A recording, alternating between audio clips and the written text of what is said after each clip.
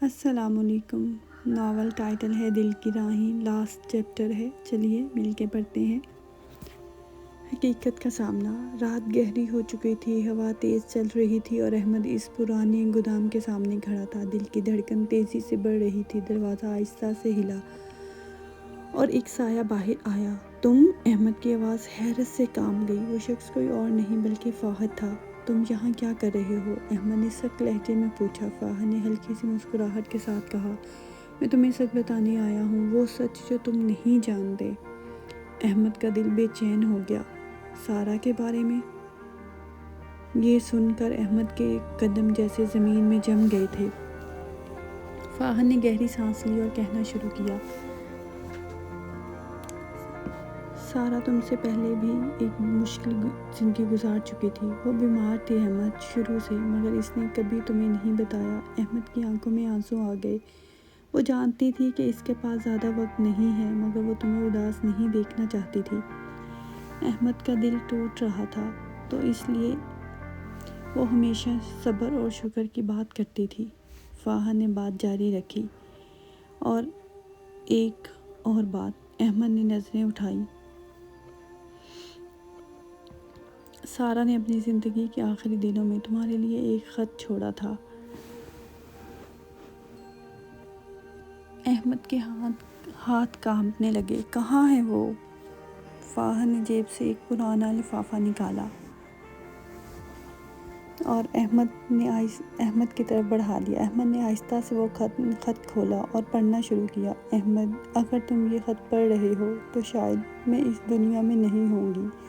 مجھے معلوم تھا کہ میری زندگی زیادہ لمبی نہیں ہے، مگر میں نے تمہیں اس لیے نہیں بتایا کیونکہ میں تمہیں اداس نہیں دیکھ سکتی تھی۔ تم میری زندگی کی سب سے خوبصورت حقیقت تھے، اور میں چاہتی تھی کہ تم ہمیشہ مسکراتے رہو۔ اگر میں چلی جاؤں تو رکنا مت، زندگی کو وہیں سے شروع کرنا جہاں سے میں چھوڑ جاؤں، اور اگر کبھی تمہیں ایسا ملے جو تمہیں اللہ کے قریب لے جائے تو اسے اپنا لینا، کیونکہ محبت کا مطلب صرف ساتھ جینا نہیں بلکہ ایک دوسرے کو جنت کے قریب لے جانا ہے۔ تمہاری سارہ۔ خط ختم ہوا، مگر احمد کے آنسو نہیں رکے۔ وہ وہیں زمین پر بیٹھ گیا اور پہلی بار اس نے اپنے درد کو پوری طرح محسوس کیا۔ اسی لمحے اسے عائشہ یاد آئی، بہت شدت سے۔ اگلے دن احمد نے عائشہ کو بلایا۔ اس کے ہاتھ میں وہ خط تھا اور آنکھوں میں نمی۔ عائشہ، مجھے تم سے کچھ کہنا ہے۔ عائشہ خاموشی سے سن رہی تھی۔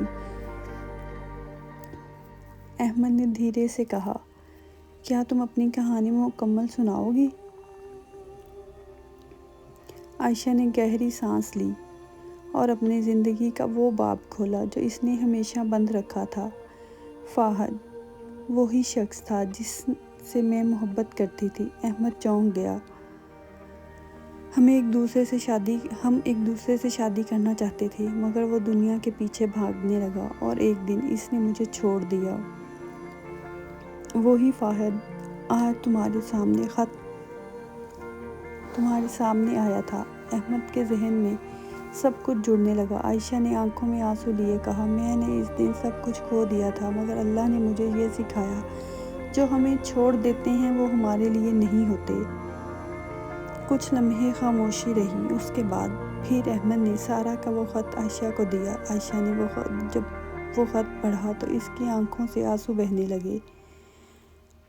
اور سارہ کتنی خوبصورت روح تھی۔ احمد نے دھیرے سے کہا، اس نے مجھے جینا سکھایا، اور شاید تم مجھے دوبارہ جینے کا حوصلہ دے رہی ہو۔ عائشہ نے نظریں جھکا لیں۔ احمد، محبت کوئی زبردستی نہیں ہوتی، یہ اللہ کی طرف سے ایک تحفہ ہوتی ہے۔ احمد نے مسکرا کر کہا، اور شاید اللہ نے ہمیں ایک دوسرے کے لیے چنا ہے۔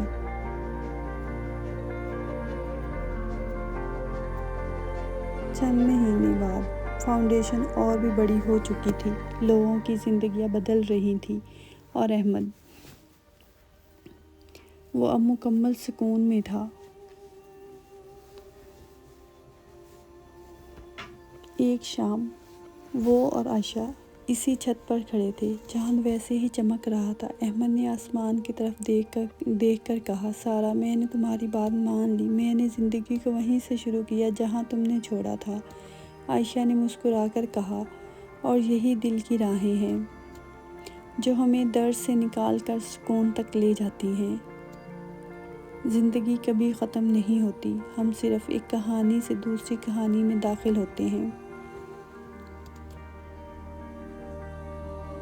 محبت وہ نہیں ہے جو ہمیں توڑ دے، بلکہ وہ ہے جو ہمیں اللہ کے قریب لے جائے۔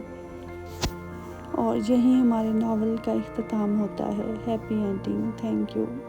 دل کی راہیں ناول پڑھنے کے لیے دل کی گہرائیوں سے شکریہ۔ آپ کا وقت، آپ کی توجہ اور آپ کا پیار ہمارے لیے بہت قیمتی ہے۔ یہ کہانی صرف الفاظ کا مجموعہ نہیں، بلکہ جذبات اور ایمان اور زندگی کے سچ کا عکس ہے، اور ہمیں خوشی ہے آپ ہمارے اس سفر میں حصہ بنے۔ شکریہ کہ آپ ہمارے ساتھ ہیں۔ آپ کی محبت، وقت اور سپورٹ ہمارے لیے بہت قیمتی ہے۔ اللہ آپ سب کو خوش رکھے اور ہمیشہ آسانیاں عطا فرمائے۔